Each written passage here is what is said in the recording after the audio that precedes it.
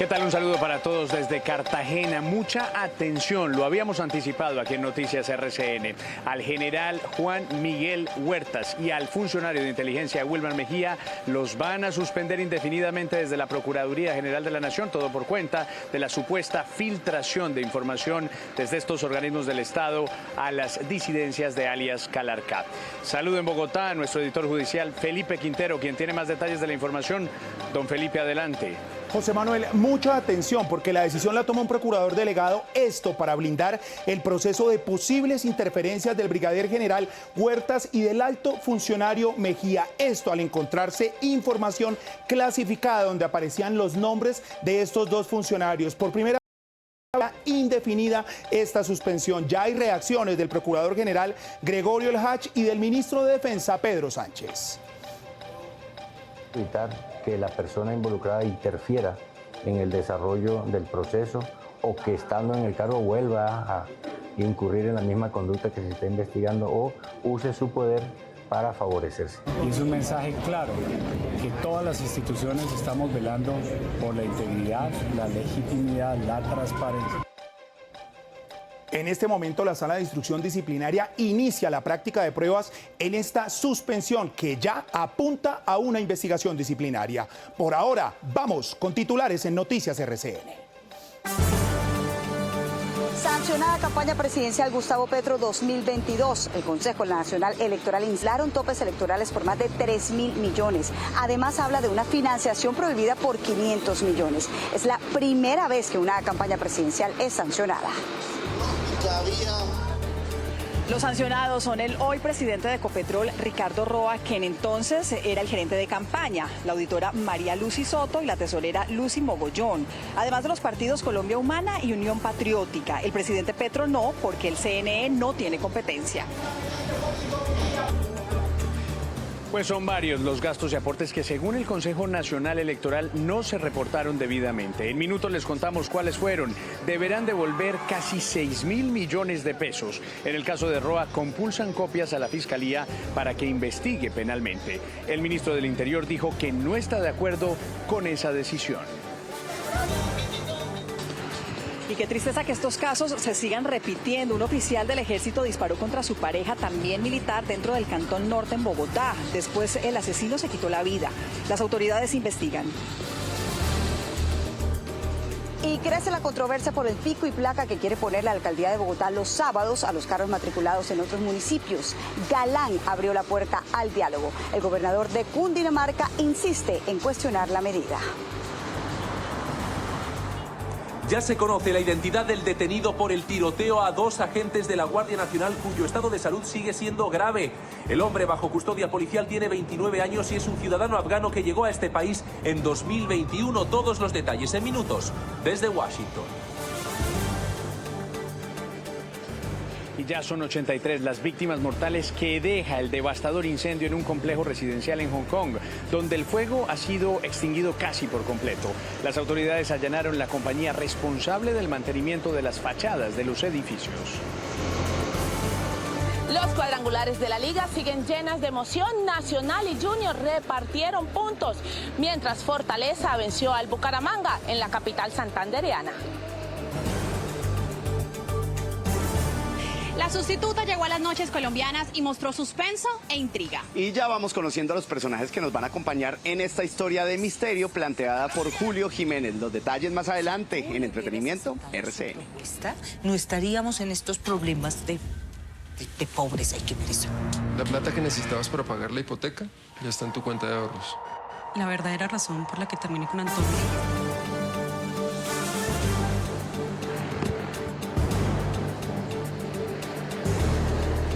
12 del mediodía, 32 minutos. Qué gusto saludarlos en Cartagena en el marco del Congreso Nacional de Infraestructura, pero todavía me da más gusto saludarlos acompañados de tremendas profesionales como Mónica Jaramillo y Jessica de la Peña. Una pregunta, ¿les había tocado presentar en esta nueva era de Noticias RCN?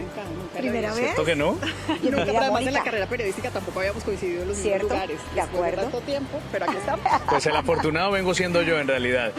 Gracias a todos los televidentes por acompañarnos hasta hora del mediodía y arrancamos ya con otra de las noticias de momento, Mónica, Jessica, la que tiene que ver con una decisión que hay que calificar como inédita, histórica, del Consejo Nacional Electoral, que ha suspendido o mejor sancionado a la campaña Petro Presidente por haber violado los topes electorales. Pues José Manuel deberá pagar una multa de 6.000 millones de pesos y además Mónica compulsará copia a la Fiscalía para que investiguen a Ricardo Roa, el entonces gerente de la campaña y actual presidente de Ecopetrol. Pues eso, entre otras implicaciones y otros implicados, pero para conocer en contexto nos conectamos ya con Carol Galindo. ¿Qué se conoce? ¿Qué otras implicaciones, Carol, a esta hora?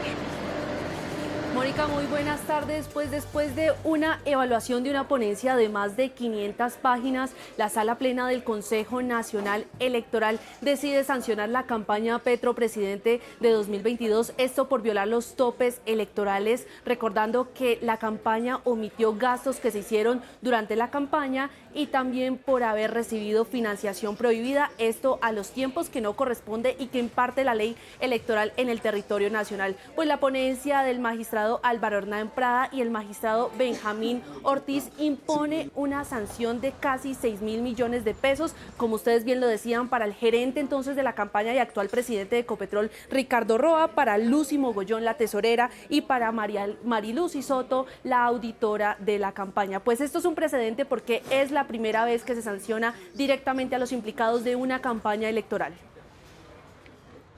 Con 6 votos por el sí y 3 por el no, la Sala Plena del Consejo Nacional Electoral, con presencia de 2 conjueces, sancionó la campaña Petro Presidente de 2022 por violación de topes electorales y financiación prohibida por más de 3.500 millones de pesos. Según la ponencia de los magistrados Álvaro Hernán Prada y Benjamín Ortiz, entre la primera y segunda vuelta presidencial se violaron los topes por más de 3.000 millones de pesos. Esto además porque la campaña omitió reportar más de 3.600 millones. En particular, para la segunda vuelta se recibió financiación prohibida por más de 556 millones de pesos, el pago a testigos electorales y un aporte realizado por la Unión Sindical Obrera Uso. La sanción. La ponencia sancionó a Ricardo Roa, quien entonces era gerente de la campaña, a la tesorera Lucy Mogollón y a la entonces auditora Marilucy Soto. La multa que tendrán que pagar está por casi 6.000 millones de pesos. La sanción también alcanza a los partidos Colombia Humana y Unión Patriótica, quienes tendrán que pagar más de 1.100 millones de pesos. El Consejo Nacional Electoral también solicitó remitir copia a la Comisión de Acusación de la Cámara y a la Fiscalía General. Esta última autoridad judicial tendrá que investigar si el ahora presidente de Ecopetrol presuntamente incurrió en conductas como fraude procesal.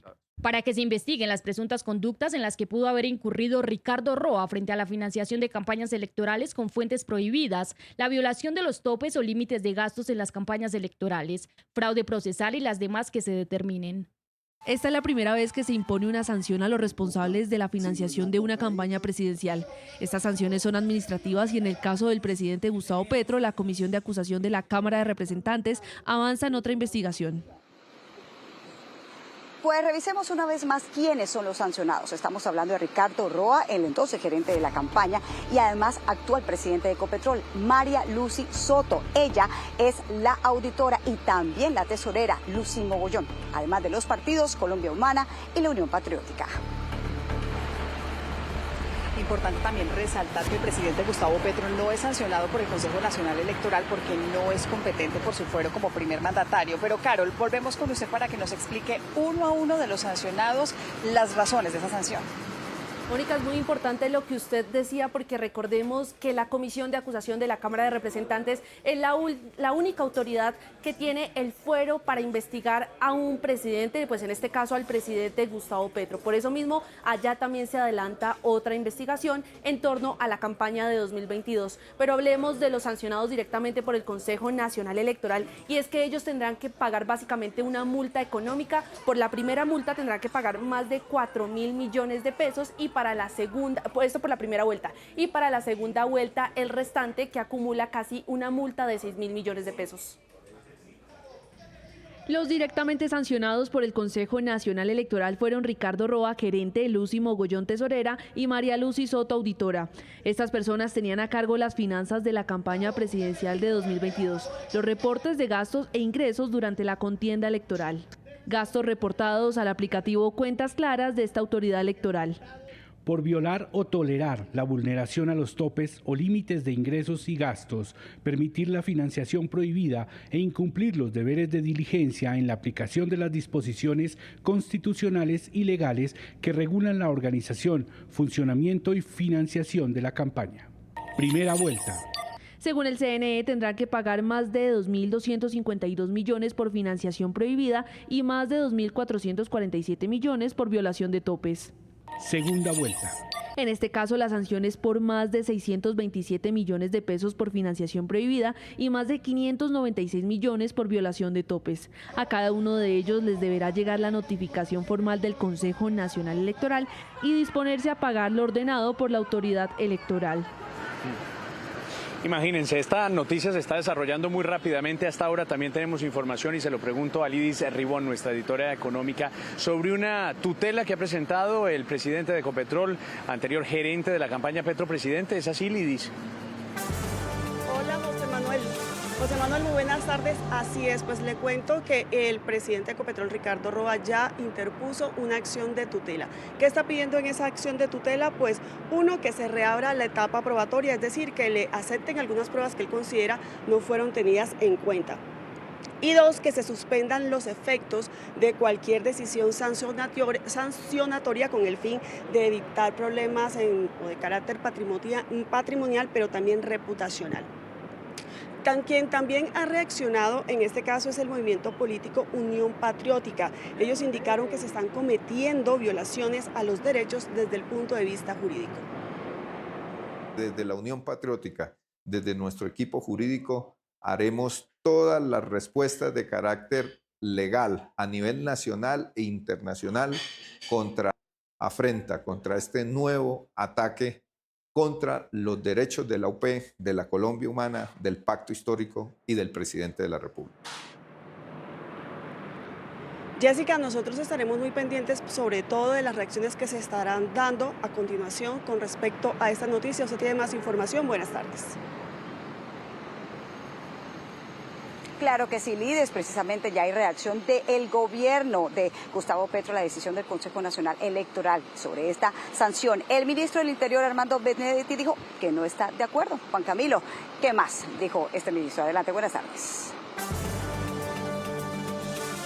Jessica, ¿qué tal? Buenas tardes para usted y para todos los televidentes. Lo primero que hay que decir es que desde la Casa de Nariño todavía no se han pronunciado. El presidente Gustavo Petro tampoco lo ha hecho y se espera que en pocos minutos salga un comunicado de prensa, es lo que han dicho. Por su parte, el ministro del Interior, que acompañó al presidente Gustavo Petro en la campaña, ha dicho que respeta la decisión, que no está de acuerdo y criticó al Consejo Nacional Electoral porque asegura que están en contra del pacto histórico. Esto dijo. No estoy de acuerdo con esa decisión, se respetará, se investigará en la Fiscalía y en la Comisión de Acusaciones, pero el Consejo Nacional Electoral siempre ha mostrado una animadversión a todo lo que tenga que ver con el pacto histórico o el mismo presidente Petro. En todas sus decisiones siempre han sido así, o a veces ni siquiera revisan las decisiones realmente. Mire, por parte de la vicepresidenta Francia Márquez, también la buscamos para ver qué opinaba sobre esta decisión y ha dicho que no se va a pronunciar, que ella no tuvo actividades de campaña en lo que tiene que ver con dineros y que es presidencia quien tiene que hablar en este caso. Así que estaremos muy pendientes sobre ese pronunciamiento que les hablábamos por parte de presidencia. Mónica, usted tiene más información. Estamos muy pendientes, por supuesto, de las reacciones, lo decíamos al comienzo de esta emisión, es una decisión inédita, así que sigamos explorando qué otras reacciones se conocen, por ejemplo, de los partidos políticos sancionados y también en este mundo político, ¿qué se ha dicho? Catherine Leal. Hola, muy buenas tardes. Pues estuvimos hablando con los congresistas de diferentes partidos. Ellos piden, por ejemplo, a la comisión de acusación que se llegue al fondo, sobre todo que se establezca o que se aclare si Gustavo Petro durante la campaña tuvo conocimiento o no de esta financiación irregular. Le piden la renuncia a Ricardo Roa como presidente de Ecopetrol y advierten que esto no solamente va a traer unas repercusiones jurídicas o judiciales, sino que además puede traer las sanciones, repercusiones frente a los partidos Colombia Humana y Unión Patriótica de cara a las elecciones de 2026. si no bastaron los escándalos de corrupción, si no bastaron los malos resultados que estaba dando desde que llegó a esa entidad, ahora con esta decisión del órgano electoral, el señor Ricardo Roa debe salir de esa empresa tan importante para los colombianos y no debe seguir causándole perjuicios. Reto al presidente que publique los reportes de la UIAF de Roa, Ricardo Roa, gerente de la campaña, durante los meses de la campaña, porque se dice que ahí están las pruebas evidentes de cómo se manejaron fondos cuya procedencia se desconoce. Tiene que actuar ahora la justicia colombiana y determinar las sanciones a que haya lugar, tanto para el gerente de la campaña como al candidato presidente hoy. ¿De dónde salió ese recurso? ¿De criminales? ¿Cuál fue el compromiso del entonces candidato, hoy presidente, con esos financiadores? Son las preguntas que nos hacemos en todo el país. La sanción establecida por el Consejo Nacional Electoral a la campaña de Petro por violación en los topes no solamente es una carga argumentativa para que de una buena vez por todas la Comisión de Acusaciones de la Honorable Cámara de Representantes se pronuncie. Tal vez el tema más importante hoy son las consecuencias políticas que esto va a traer y determinar en la lectura de la sentencia las sanciones, por ejemplo, contra Colombia Humana y lo que eso podría o no podría significar para la inscripción de listas, que estamos a 8 días de esa inscripción de listas. Es un tremendo precedente, se imaginarán ustedes, que a puertas de unas nuevas campañas, de unas nuevas elecciones, se vuelve casi una advertencia. ¿Qué dice la MOE, la Misión de Observación Electoral, al respecto? Vean ustedes. Representa un hito, toda vez que no tenemos un antecedente en dicho sentido por parte de la máxima autoridad electoral sobre campañas presidenciales. Para la Misión de Observación Electoral, esto muestra la capacidad que tiene el Consejo Nacional Electoral para la vigilancia de las campañas políticas.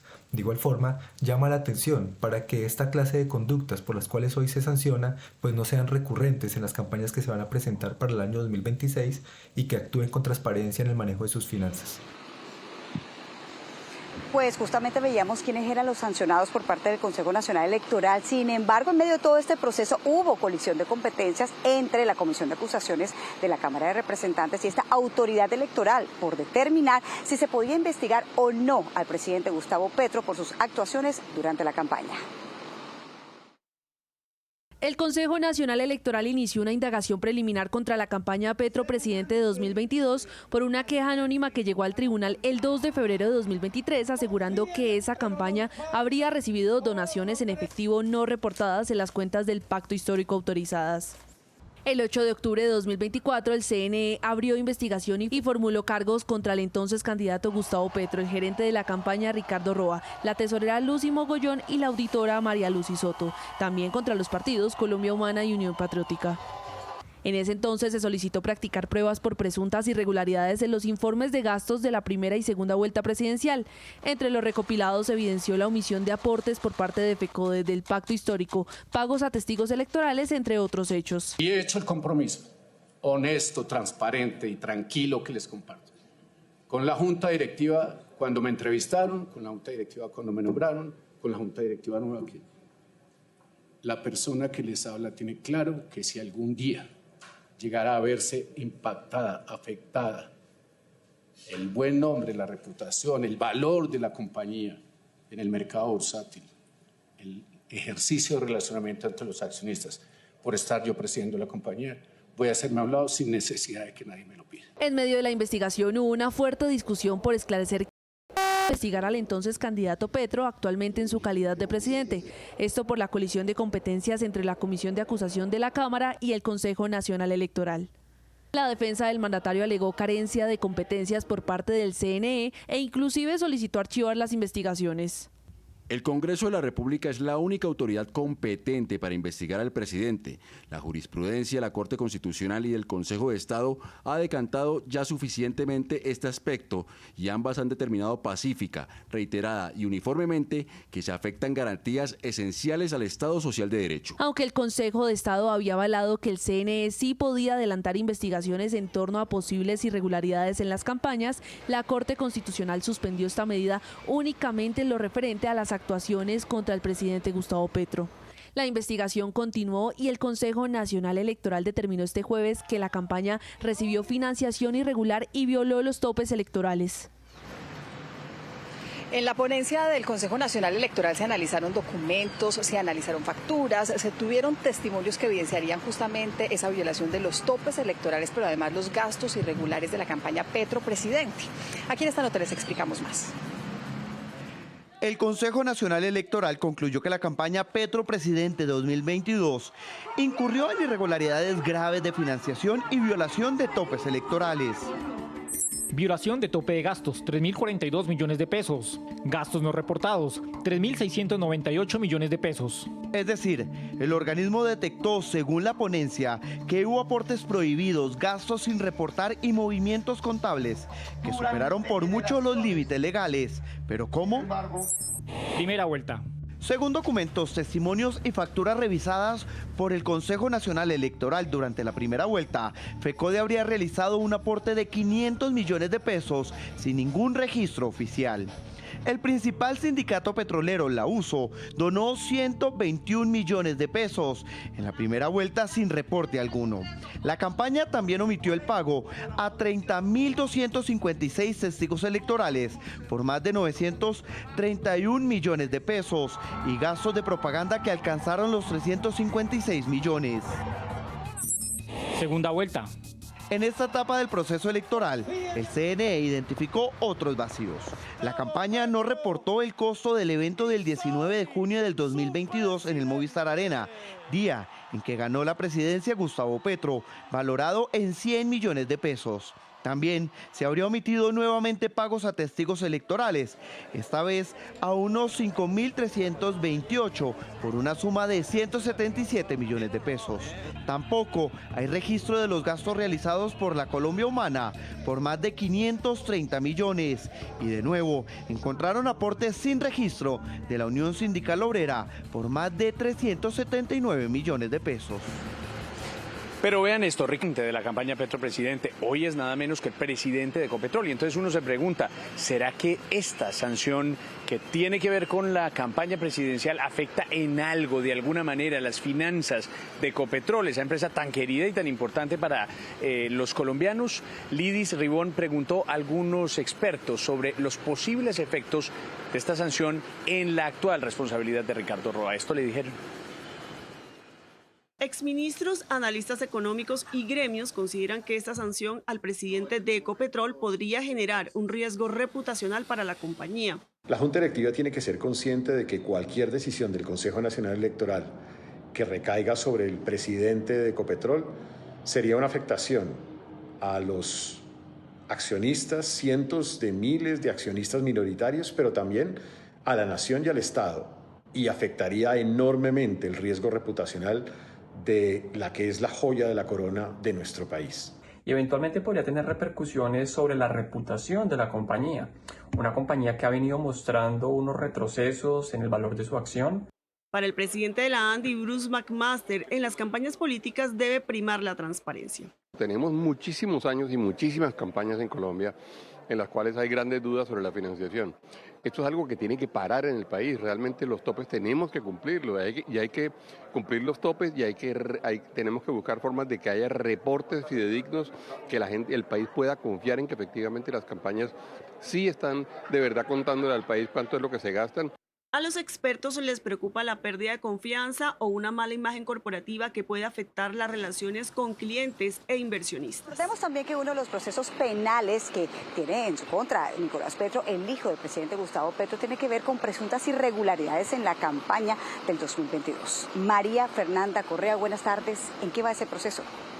Jessica, televidentes, buenas tardes. Pues mire, efectivamente este proceso por dos delitos contra Nicolás Petro, estamos hablando de enriquecimiento ilícito y lavado de activos, está en su recta final, está en etapa de juicio. Y hay que recordar que según la Fiscalía durante la investigación, pues Nicolás Petro se habría quedado con más de 1.000 millones de pesos junto a su esposa Daisuris Vázquez. Parte de este dinero habría sido en beneficio propio y otra parte de los recursos habría ingresado de manera irregular a la campaña de su papá Gustavo Petro durante 2022. Adicionalmente, hace pocos meses se enfrentó ya un pliego de cargos ante la Procuraduría porque estos delitos los habría cometido cuando fue diputado de la Asamblea del Atlántico.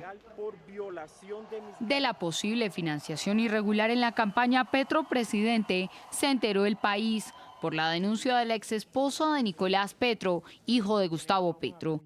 Usted obtuvo para sí y para la señora Daisuris del Carmen Vázquez Castro un incremento patrimonial injustificado. Según el fiscal Mario Burgos, quien los procesó por primera vez, se quedaron con más de 1.000 millones de pesos. Una parte de ese dinero fue utilizada para su beneficio personal, otra parte de los recursos habría sido invertida en la campaña a la presidencia de su papá, Gustavo Petro, en 2022. El dinero habría sido recibido en efectivo y de manera irregular. Por más de 400 millones de pesos del señor Santa López Sierra, extraditado varios años por narcotráfico, sumas entre 70 y 100 millones de pesos en diferentes oportunidades. Incluso entre las pruebas de la Fiscalía está una llamada entre Daisuris y Máximo Noriega, a quien señalan como padrino político de Nicolás cuando se lanzó a la Asamblea del Atlántico, donde habló de otros personajes. Le ha recibido plata a Besaile, le ha recibido plata al de Red Salud, otra vez le recibió plata a Santa López Sierra. Su proceso se encuentra en la etapa más importante. Enfrenta un juicio por lavado de activos y enriquecimiento ilícito. El juez Hugo Carbonó, quien lleva este proceso, deberá definir si es o no hallado culpable. Son las 12 del día, 54 minutos, y a esta hora retomamos la información con la que arrancamos esta emisión de Noticias RCN, y es la suspensión indefinida por parte de la Procuraduría al general Juan Miguel Huertas y al alto funcionario de la Dirección Nacional de Inteligencia, Wilmar Mejía, vinculados en todo este escándalo de filtración de información a las FARC.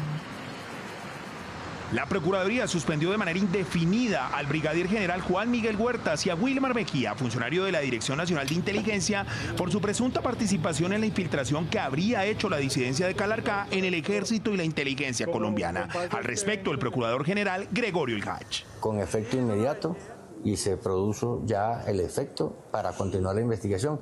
No quiere decir que se esté declarando su responsabilidad, pero es un paso adelante. Los funcionarios aparecen mencionados en los correos hallados en los computadores del cabecilla disidente, alias Calarcá, como presuntos colaboradores de esa estructura. La suspensión tiene por objeto evitar que la persona involucrada interfiera en el desarrollo del proceso o que estando en el cargo vuelva a incurrir en la misma conducta que se está investigando o use su poder para favorecerse. El auto con el que se ordena la suspensión temporal argumenta su retiro del cargo porque podrían influir en la indagación disciplinaria que adelantan desde la sala de instrucción de la Procuraduría y estando en sus altos cargos podrían influenciar presuntamente en los testigos y en las pruebas determinantes para la investigación.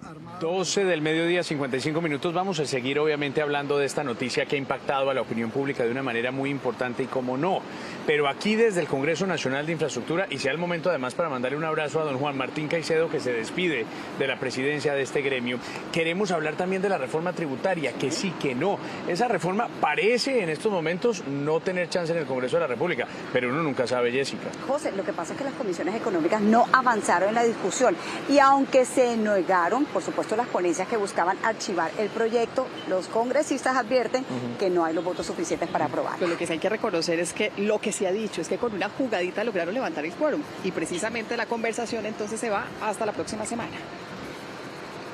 Las comisiones económicas de Senado y Cámara no lograron avanzar en el trámite de la reforma tributaria. Se suspende la votación y se levanta la sesión. Se cita por secretaría para el martes. En la Cámara se alcanzó a votar la ponencia de archivo, pero fue negada. Aún así, la sesión tuvo que suspenderse por falta de quórum. Ayer el Gobierno Nacional hizo una jugadita, movió a los congresistas de la Comisión Cuarta de la Cámara para evitar que se archivara la reforma tributaria. No es más que una maniobra para ganar tiempo, pero que les quede muy claro, los votos en contra están firmes y nuestra postura no cambia. Ahora el debate deberá retomarse en los próximos días, cuando las comisiones vuelvan a sesionar para decidir si se aprueba o no la ponencia positiva. Otro de los elementos importantes. Este será un momento definitivo, pero ojo que si la ponencia no tiene los votos necesarios, la reforma tributaria quedaría hundida. La ley de presupuesto Por ahora, el futuro del proyecto es incierto y el gobierno tendrá que esperar una nueva cita legislativa para intentar salvar la iniciativa en el Congreso. La conmoción por la muerte de 2 oficiales que fueron encontrados dentro de un vehículo en el Cantón Norte, aunque las autoridades están investigando, pues parecería que tendría razones personales. Según el ejército, esta teniente y este capitán tuvieron una relación sentimental. En horas de la noche, en el Cantón Norte, en Bogotá, un oficial del ejército disparó contra su pareja, también militar, la teniente María Camila Mora, quien era piloto de dron. Acababa de terminar curso de capitán para ascender a mayor y la oficial era una oficial de comunicaciones que pertenecía a la División de Aviación Asalto Aéreo y era operadora de dron. Tras escucharse varias detonaciones, uniformados del cantón verificaron el parqueadero muy cerca al casino. Allí encontraron en un vehículo gris los 2 cuerpos. Estamos en la investigación. Una vez se produjeron los hechos, pues se realizaron los actos urgentes y pues los hechos son materia de investigación. Las autoridades correspondientes activaron los protocolos para brindar acompañamiento y apoyo psicosocial a la familia. Las honras fúnebres de la teniente serán en Bogotá. ¿Dónde está Dayana Ochoa y su pequeñita hija de 10 años? Esa es la pregunta que le están haciendo familiares, amigos, vecinos a un hombre que permanece bajo la custodia de la policía y que sería el principal sospechoso de esa desaparición. Vivía con ellas. Bernardo, los detalles. Hola, ¿qué tal, Mónica? Un placer saludarla a usted, a los televidentes. Muy buenas tardes. Estoy en el sector conocido como Loma Roja, en el sur occidente de Barranquilla. Le voy a mostrar, en esta vivienda era donde residía esta mujer de nacionalidad venezolana de 34 años. Apellido Ochoa. Mire, ella estaba aquí precisamente, vivía con su hija de 10 años y su compañero sentimental, pero desde hace 2 meses no volvieron a saber más nada de ella. Algunos olores terribles salían de la casa y por eso investigadores de la policía, expertos, comenzaron a realizar huecos para tratar de hallarla. Informaciones decían que se encontraba enterrada en este punto, la verdad no la encontraron, barrieron la otra parte de esta vivienda, aquí como ustedes la pueden observar, tampoco la encontraron, y comenzaron un lote de invasión aquí en el sector de Loma Roja, en el barrio Mequejo del suroccidente de la capital del departamento del Atlántico. Aún no aparece esta mujer de 34 años, repetimos, de nacionalidad venezolana, por más que la han buscado las autoridades hasta debajo de las piedras, pero hasta el momento no ha aparecido. Las autoridades precisamente están adelantando la investigación para establecer las causas y un dato importante, hasta el momento el hombre no ha revelado a dónde se encuentra, solo guarda silencio. Con inspecciones técnicas del Cuerpo de Investigación del CTI, avanza la búsqueda de Dayana Ochoa y su pequeña hija de 10 años. Las dos desaparecieron hace más de 2 meses sin dejar rastro. Desde hace 3 meses. Está desaparecida hace 3 meses. Ninguno, o sea, hasta el domingo que ella supuestamente se comunicó, pero nosotros pensamos que no es ella. Supuestamente por mensaje de texto. Y ya más. Versiones contradictorias entregadas por la expareja de la mujer hicieron que los vecinos de la zona iniciaran excavaciones improvisadas en la vivienda de las desaparecidas. Sabemos que no era ella, sí, que ella no está, porque él la mató y está ahí. Porque es imposible que ella esté en otro país sin nosotros saberlo. Es imposible. Aunque la policía atendió las labores de verificación solicitadas por la comunidad, indicó que siguen a la espera de una denuncia formal de las desapariciones. Veníamos en el avión de Bogotá a Cartagena junto con el alcalde Carlos Fernando Galán. Y lo primero que yo le pregunté fue cómo le está yendo con ese anuncio de la medida de pico y placa para los carros que no están matriculados en Bogotá, que empezaría a regir desde el año entrante. Y evidentemente él reconoció que hay gran polémica, pero que es una medida necesaria. La sigue defendiendo el alcalde Carlos Fernando Galán. Los que no están tan de acuerdo son los alcaldes de la región y, ojo, el gobernador de Cundinamarca, que hoy se fue, lanza en ristre en contra de esa propuesta o esa medida anunciada por el alcalde Carlos Fernando Galán. Aquí les resumimos el cuento. La próxima semana habrá una mesa de concertación entre la gobernación de Cundinamarca, los municipios de la región y Bogotá por el pico y placa anunciado para los vehículos particulares no matriculados en la ciudad los días sábado. Yo estoy totalmente dispuesto y este equipo de Bogotá dispuesto al diálogo, a buscar las mejores fórmulas en ese ejercicio de corresponsabilidad y de equidad. Sin embargo, las opiniones siguen divididas. Tengamos la oportunidad de expresar las cifras, de entregar los elementos técnicos, jurídicos y de movilidad. El costo de la matrícula en Chía frente a Bogotá tiene una reducción casi del 50%. Y la gestión de matrícula también hace parte de una actividad comercial. Y también la invitación que le vamos a hacer al alcalde de Bogotá es que logre competir con nosotros, pero en servicio. Desde la gobernación de Cundinamarca proponen alternativas, pero también dicen que no es válido utilizar un recaudo para restringir o prohibir la libre movilidad. Hemos propuesto utilizar un porcentaje de los recursos que Bogotá y Cundinamarca transfieren a la región metropolitana para el mejoramiento y mantenimiento de la semaforización en Bogotá. Expertos mencionan que tal vez el mecanismo del pico y placa no sea el mejor, pero funciona mientras la ley no exija inscribir el vehículo en donde se reside y que se eliminen los descuentos que drenan las bases tributarias. La ciudad lo necesita para mejorar la malla vial, la señalización, la semaforización y la operación del sistema de transporte público de la ciudad. Desde que se dio a conocer la medida, el 80% de las personas que han comprado un carro en Bogotá en los últimos 15 días han decidido matricularlos en la ciudad. Y las autoridades en el Valle del Cauca siguen en la búsqueda de recursos y apoyo internacional para sacar adelante el proyecto del tren de cercanías que, recordemos, no contó con la cofinanciación del gobierno nacional. Pero ¿en qué va este importante proyecto para esta región? Aquí les contamos. Gobernadora de Valle del Cauca y alcalde de Cali siguen tocando puertas para la construcción del tren de cercanías luego de que el gobierno nacional no entregara los avales para asumir 8 billones de pesos adicionales para la construcción de este proyecto de transporte público. No logramos la cofinanciación del 70% sobre el gobierno nacional. Pero eso no quiere decir que nos quedamos tranquilos y que nos quedamos con los brazos abajo. Juan Martín, usted sabe del empuje, de la determinación y de las ganas de nosotros poder lograr sacar adelante nuestros proyectos como región. La gestión de los gobiernos departamental y locales incluye la búsqueda de financiación con países, organismos de cooperación, la banca multilateral e inversionistas. Estamos buscando de que haya un inversionista privado que pueda darnos esa cofinanciación a cambio de que van a construir y van a operar el tren. El proyecto iniciaría con la construcción de 3 estaciones en 14 kilómetros de los 23 que contempla la primera fase de este proyecto que conecta a Cali con Jamundí. El régimen de Nicolás Maduro retiró los permisos para operar a 6 aerolíneas que pueden despegar o aterrizar en Venezuela. Y esto después de la alerta de suspensión de itinerarios, de la alerta emitida por las autoridades estadounidenses. Algunas de esas aerolíneas que quedan entonces con la concesión revocada: Iberia, Gol, TAP, LATAM, Colombia, Avianca y Turkish Airlines. Óiganme, ¿y quién es el sospechoso del tiroteo que dejó a 2 soldados gravemente heridos en Washington ayer en el ataque a los alrededores de la Casa Blanca? Estoy seguro que Roberto Macedonio, que ha estado muy pendiente de esta historia que conmocionó a los Estados Unidos ayer, que puso a reaccionar nada menos que al presidente Donald Trump, y con razón, tiene más detalles. Roberto, hola.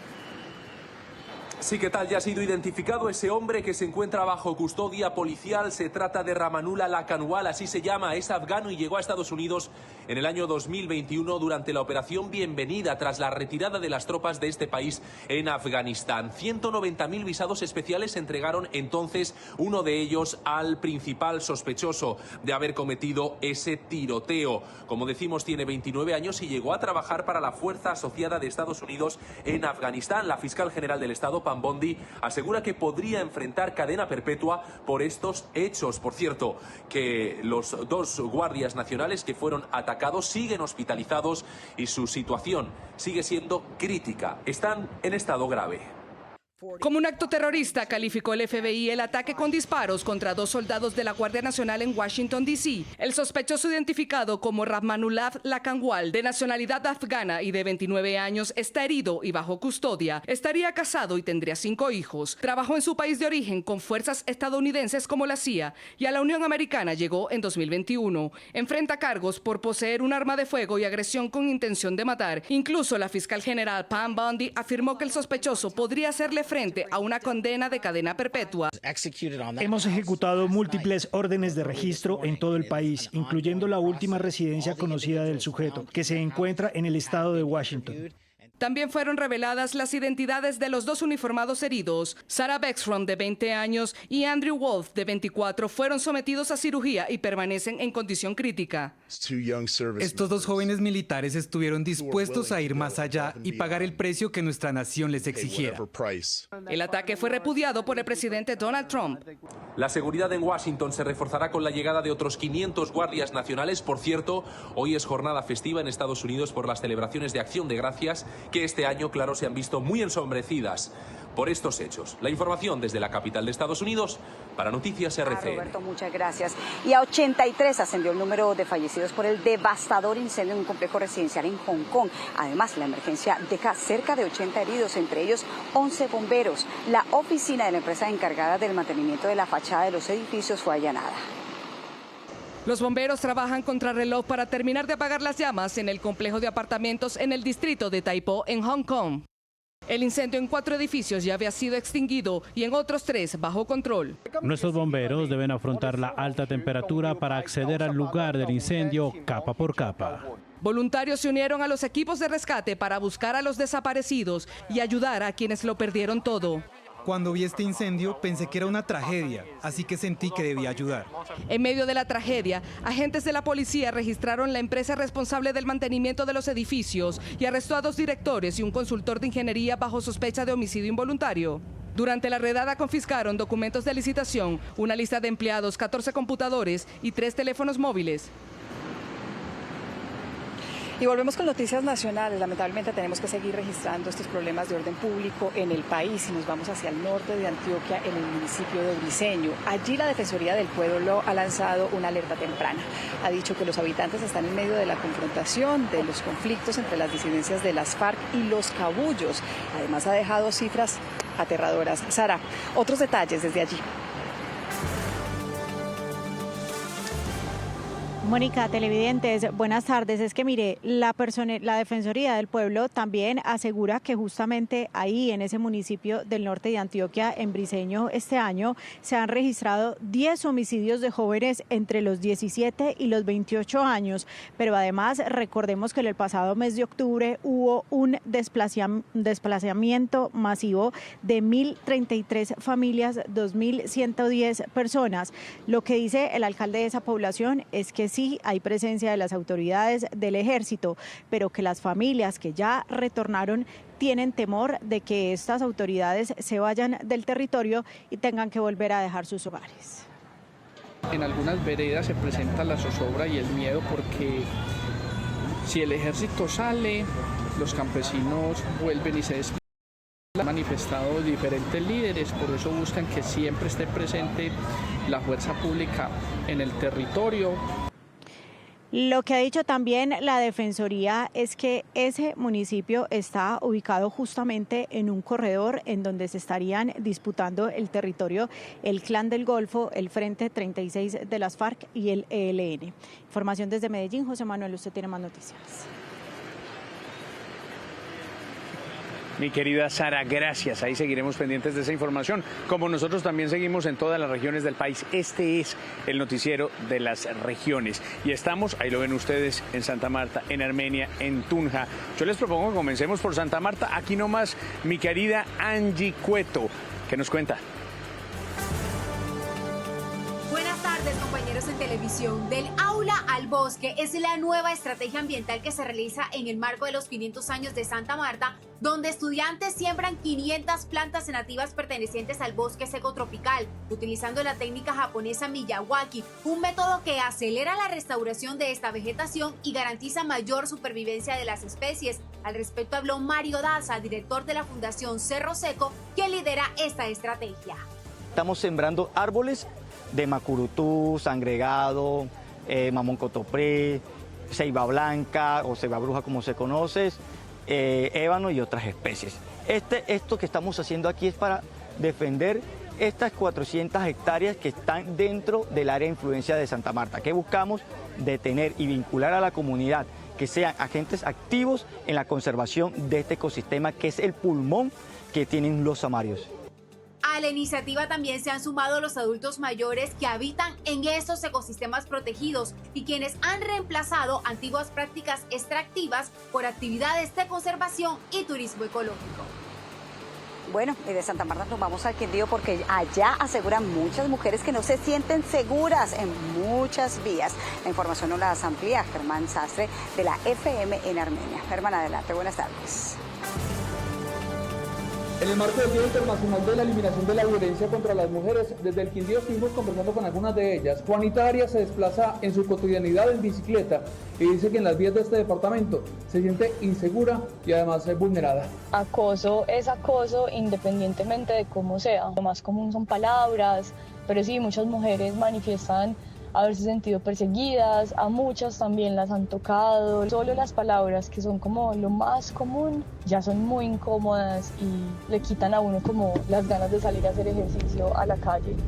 Catherine Godoy vive en Armenia y dice que son recurrentes los comentarios obscenos y ofensivos. Es real, basta con salir a la calle o visitar lugares para sentir miradas o comentarios. Esto no debería sucedernos a nosotros, las mujeres. Respeto es lo que piden las mujeres de esta región del país, no solamente en esta fecha, sino siempre en medio de su libertad para vestirse, para pensar y para hacer como quieran ser. Terminamos este recorrido por las regiones conectándonos en Tunja con Óscar Bueno, él es el director de la FM allí, en la capital boyacense. Óscar. Tunja vive días de activismo para conmemorar el Día contra la Violencia de Género, una situación que afecta a cientos de hogares en nuestro departamento de Boyacá, tanto así que hoy este departamento se convierte en uno de los 4 del país más afectados por este tipo de delitos. Tunja evidencia en un 60% el aumento de las denuncias, soportando más del 61% de denuncias al departamento. Nosotros no solo trabajamos con víctimas, sino que somos agentes de cambio y llamamos también a las personas agresoras a que hagan parte de la transformación del tejido social. A pesar de ser la víctima, yo tenía la vergüenza de todo lo que él hacía, así que lo ocultaba. Hay que hacer, denuncias, etcétera, etcétera, pero hay que hacer contacto cero. Si una víctima deja al agresor pero lo escucha, va a recaer. El objetivo de la conmemoración es que las víctimas sepan que las rutas de protección se activan ante comisarías de familia, fiscalía e inspecciones de policía. Pues muchachos, a todos, gracias. Noticias RCN, la FM, La República, Alerta. Nos gusta estar en las regiones y aquí seguiremos. Y hablando de regiones, Mónica y Jessica, hay que hablar obviamente del tema de la seguridad. Sin seguridad no hay turismo. Es más, sin seguridad no hay nada, ¿sí o no? Así es que precisamente, José Manuel, Mónica, aquí las autoridades en la ciudad de Cartagena han adelantado muchas medidas para mejorar la seguridad urbana, sobre todo. Estamos hablando de operativos, estamos hablando de muchísima presencia, sobre todo para frenar el microtráfico y también para bajar esas cifras delictivas aquí en la ciudad, esta hermosa ciudad además. Que pueda uno viajar tranquilo, llegar a Cartagena, disfrutársela en todo su esplendor. Pero no solamente esas campañas urbanas, que sabemos que hay plan Desarme, que ha sido muy exitoso, sino que además en el mar, con el apoyo de la Infantería de Marina, han realizado también operativos que están brindando la seguridad a Cartagena. Uno de los mayores retos que enfrenta Cartagena es recuperar la tranquilidad en aquellos sectores donde históricamente han operado bandas criminales dedicadas al microtráfico. Tenemos que estar presentes y le estamos dando la cara de manera directa para poder llevar y para poder subir esas percepciones de seguridad en el distrito y en los cartageneros. Tras un consejo de seguridad con el ministro de Defensa, los esfuerzos se han focalizado en intervenir estos sectores mediante un plan de desarme y con la presencia permanente de la Infantería de Marina. Y en estos 15-20 días se han incautado más de 48, 50 armas de fuego. Las cifras en temas de capturas también han sido muy envolventes en la ciudad. Según la Policía Metropolitana, Cartagena muestra una reducción delictiva. Bajaron los homicidios, los hurtos a personas y motocicletas y disminuyeron los casos de violencia intrafamiliar frente al año anterior. Mesas interinstitucionales articuladas y de manera trinomio entre las comunidades, las autoridades políticas, administrativas y las policiales. Estos indicadores reflejan avances concretos en materia de seguridad y convivencia, derivados del trabajo articulado entre autoridades civiles, fuerza pública y comunidad. ¿Ustedes saben cómo se llama el lugar donde estamos? El centro de convenciones. La plaza de banderas del centro de convenciones. Tiene un nombre. Porque miren, ahí están las banderas, entonces tiene la explicación. Estamos en una zona bellísima de esta ciudad. Pero a ver, usted que es la local, calcule, ¿a qué temperatura estamos? 34 grados, con sensación térmica de 38, 40, por ahí. No, 30, mira. Sí, bueno. Yo le iba a decir lo mismo. Yo también me he sentido un poquito más. Está rico, está Ustedes fresco, siempre nadie me dicen que suda. se están derritiendo. Yo hoy usted pensó en nosotros para dar la respuesta. Yo le puedo decir que hoy está benévolo el clima, Sí, sobre todo sí. porque hay brisa. No, está muy rico, de verdad que estar aquí en Cartagena siempre será un gusto, ocupándonos de los temas que preocupan, pero también de aquellos muy positivos, que hay muchos en esta ciudad y en este Congreso Nacional de Infraestructura. Muchas personalidades pasando por aquí, ya les hablaremos más adelante de lo que está ocurriendo. Una pausa, volvemos.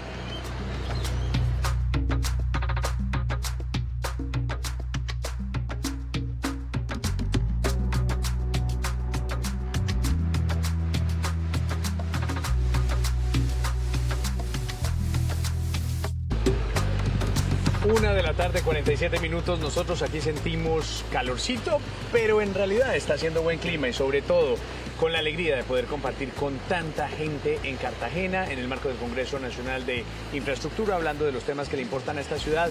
Óiganme, Jessica y Mónica, quedan 2 días para que comience diciembre con toda alegría. Sí. Se acabó el año, ahora sí, uno diría, bueno, diciembre, momento familiar, alegría, buena rumba, sana, lo que sea, pero siempre estamos en las mismas, reportando quemados. Por Dios. Es que aquí ya empezó además la época de pólvora, le quiero decir, José Manuel. Aquí desde las fiestas de independencia, por supuesto todo lo que viene, hasta Halloween. Pero no, por favor, todos los años hablamos de lo mismo. Es que no podemos seguir dejando que manos inexpertas manipulen pólvora y sobre todo que haya niños quemados, gente quemada en general. Eso es lo más triste. Miren, en Medellín, por ejemplo, que es la tradicional alborada, que estamos a un par de noches de que pase, es entrar en conciencia de las afectaciones y las cifras son impresionantes. El año pasado se reportaron 1.300 quemados y de ellos 400 precisamente, Jessy, niños. Los triquitraques, por ejemplo, parecen inofensivos, pero el año pasado cobraron varias vidas, en especial las de 2 niños que este año no están para celebrar. El año pasado tuvimos 5 casos, 2 de ellos fallecidos por fósforo blanco. De los 1.357 lesionados del año pasado con pólvora pirotécnica, 400 de ellos correspondieron a menores de edad.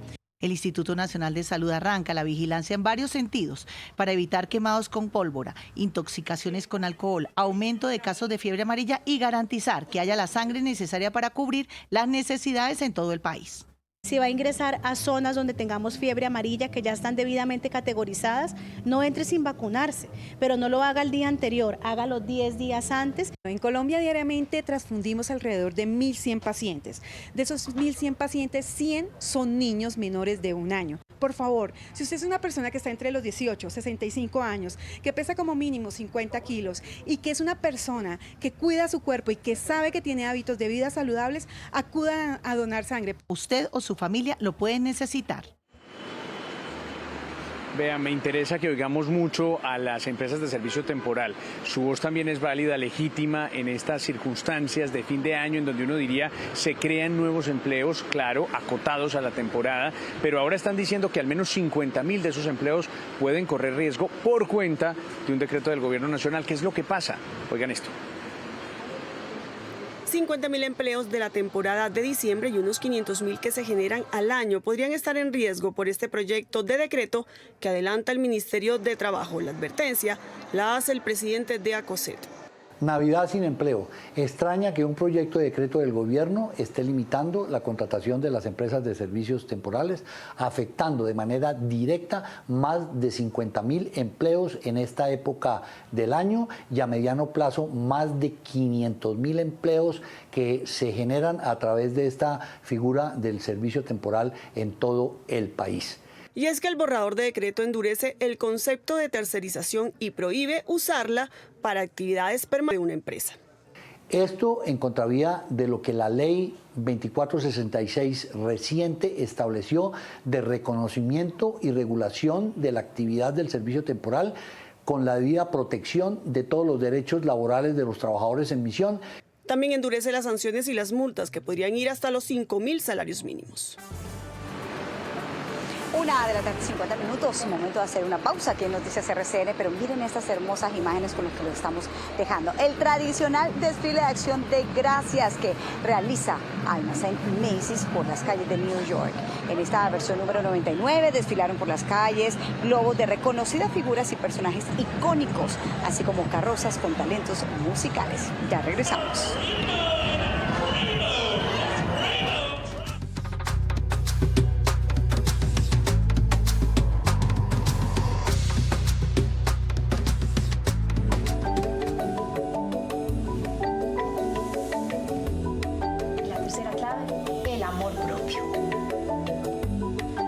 Hola, aquí están las claves para vivir en equilibrio y las 3 de hoy nos van a ayudar a entender el poder del compromiso. El compromiso es una de las fuerzas más transformadoras de la vida. Comprometerse no es simplemente decir sí, es decidir con claridad quién queremos ser y actuar en coherencia con esa decisión. Cuando nos comprometemos con nosotros mismos, nuestra energía se ordena, nuestras acciones se alinean y nuestros resultados cambian. El compromiso es el puente que convierte un deseo en realidad. Y para esto, la primera clave de hoy nos pide que definamos el propósito que nos mueve de verdad. Y para eso preguntémonos, ¿esto por qué es importante para mí? La segunda clave nos dice que honremos nuestra palabra, especialmente cuando nadie nos ve, en esos momentos donde podríamos rendirnos, pero elegimos seguir. Cada vez que nos cumplimos a nosotros mismos, fortalecemos la autoestima y la identidad. Y la tercera clave nos habla de diseñar un entorno que sostenga nuestro compromiso. No hay que confiar solo en la fuerza de voluntad. Rodeémonos de personas, rutinas, recordatorios y espacios que nos ayuden a mantenernos firmes. El compromiso no nos aprisiona, sino que nos libera. Que tengan un excelente día y recuerden nuestra cita el próximo martes aquí en Noticias RCN.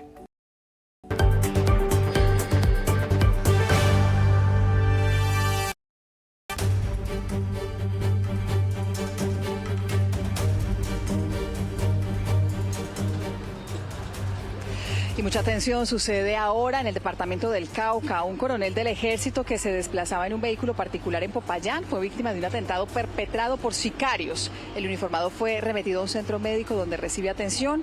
Esta es una noticia en desarrollo.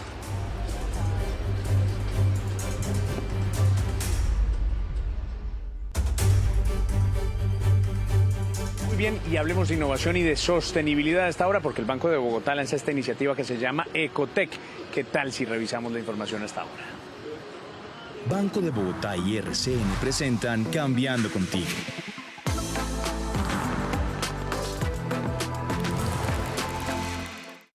El Banco de Bogotá, comprometido con la aceleración de la transición hacia una economía baja en carbono, lanzó Ecotec, un programa empresarial que busca impulsar emprendimientos en pro del ecosistema de innovación sostenible. Especialmente a los emprendedores de base tecnológica que se encargan de potencializar los resultados alrededor del medio ambiente. Más de 55 startups han recibido acompañamiento integral que combina conocimiento técnico, relacionamiento estratégico y financiación sostenible para que puedan fortalecer sus modelos empresariales. Estamos premiando en el día de hoy, en el Demo Day, a los 10 principales o a los 10 finalistas emprendedores del programa. El emprendimiento ganador de esta segunda edición de Ecotec impulsa la nutrición circular de las mascotas. Pasamos de lo que antes era desechos a una nutrición clínica en la que cada producto ataca una necesidad específica del perro. Las startups promueven una industria más resiliente y sostenible, aliada con las metas ambientales del país y los objetivos de desarrollo sostenible.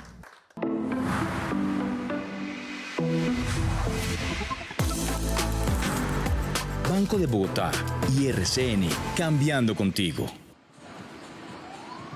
Y en Colombia ya no solamente se exportan productos, ahora también se exporta arte, creatividad, valor agregado. Cada vez más son los emprendimientos nacionales que llevan al mundo servicios litográficos, estas piezas mundialistas, piezas también de arte, de moda, que además cuentan la historia de nuestra cultura. Desde pequeños talleres hasta estudios de diseño consolidados, las marcas se están abriendo espacio en mercados internacionales. Nos hemos enfrentado a un sinfín de retos y sé que los emprendedores que me ven lo saben porque emprender es una montaña rusa. Uno se levanta feliz, baja triste y siempre, digamos, hay chicharrones como lo llamamos nosotros. Pero detrás de cada envío hay un gran reto. La logística, coordinar tiempos, empaques especializados, trámites aduaneros y rutas que garanticen que cada pieza llegue en perfecto estado. Esto se ha convertido en un factor clave para potenciar el crecimiento. Expertos señalan que una logística sólida permite que artesanos, diseñadores y creativos puedan competir globalmente, llevando el sello colombiano a nuevos destinos.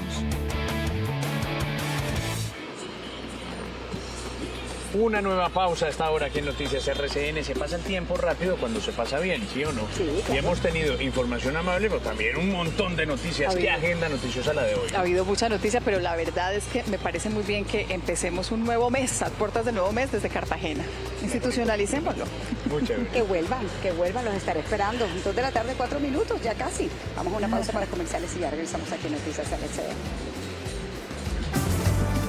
Es la histórica sanción del Consejo Nacional Electoral en contra de una campaña presidencial y en este caso en contra de la campaña del presidente Gustavo Petro durante el año 2022. Además, compulsó copias a la Fiscalía para que investigue.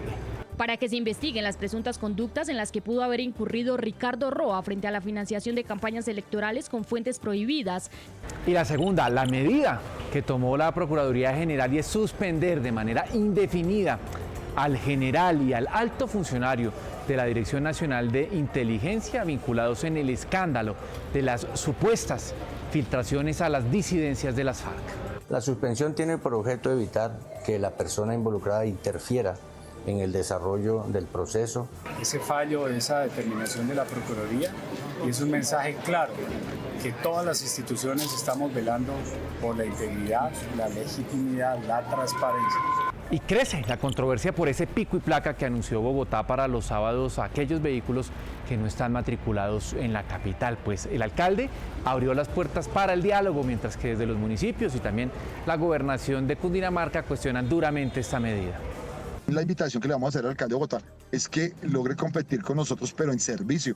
Yo estoy totalmente dispuesto y este equipo de Bogotá dispuesto al diálogo, a buscar las mejores fórmulas en ese ejercicio de corresponsabilidad y de equidad. Ahí estamos siempre con la gente, por la app, por las redes y por la pantalla. Pongámonos al día por Noticias RC. Es dar buenas noticias y desde Cartagena, que no es lo mismo, mi querida Mónica, y aquí seguiremos o no. Desde estos lugares seguiremos y por supuesto disfrutando, descubriendo, conociendo aquí desde el centro también esta emisión de las 7 de la noche. Mire, yo lo que más quiero es ir a comer. A mí me gusta mucho la comida de Cartagena, tengo hambre, entonces, y en la noche seguimos hablando de entretenimiento. No, a todos nos tienen que llevar a comer delicioso y ustedes no se pierdan en la emisión de las 7 de la noche más detalles de lo que será el capítulo de La Sustituta, el segundo capítulo. Sebastián, yo me apunto ahí con usted. Hágale. Pero oiga, ustedes tienen que seguir pendientes porque yo tengo más información deportiva esta noche. Les tengo fútbol, ciclismo y los Juegos Bolivarianos. Y yo les quiero decir que yo soy la persona que ustedes han estado buscando para la comida. Y gasta, Sebastián. Así, bueno, me apunto. Chao, gracias. Seguimos esta conversación a las 7. Chao.